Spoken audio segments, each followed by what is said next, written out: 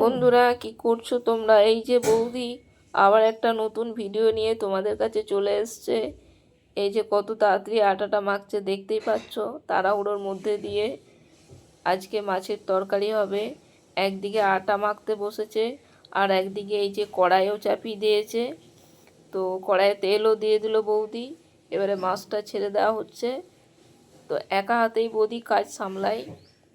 অনেক তাড়াতাড়ি কাজ করতে হয় সকালবেলায় তাকে, কারণ তার একটা ডিউটি আছে সকালে, সেটা করতে যেতে হয়। প্রায় 8টায় বেরোয়, কিন্তু এখন কাজের চাপে 9টায় এখন যেতে হয়, কারণ বাড়িতে এতটাই কাজ থাকে যে ওই কাজগুলো না গুছিয়ে বৌদি বেরোতে পারে না। তো এই যে মাছটা বসিয়ে দিয়েছে ভাজার জন্য, আর একদিকে ওই যে আলু চুলছে দেখতেই পাচ্ছ।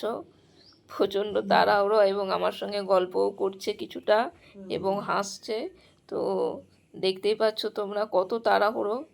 এই যে আমার দিকে হাসছে আর কথা বলছে। তো আমি সেটা মিউট করে দিয়েছি, কারণ ভয়েস তো দিতে হবে না আমাকে, তো সেই কারণে আমি ভয়েসটা মিউট করে দিয়েছি। মাছ ভাজা প্রায় হয়ে এসছে। এই যে এগুলো মশলাপাতি এগুলো সব রেডি হয়ে নিচ্ছে, রেডি করে নিচ্ছে। প্রায় মাছটা ভাজা হয়ে গেল। সকালবেলায় প্রচণ্ড তাড়া থাকে বন্ধুরা, কি বলবো, মানে এতটাই তাড়া থাকে, মানে নিজেও খুঁজে পায় না কি করব না করব।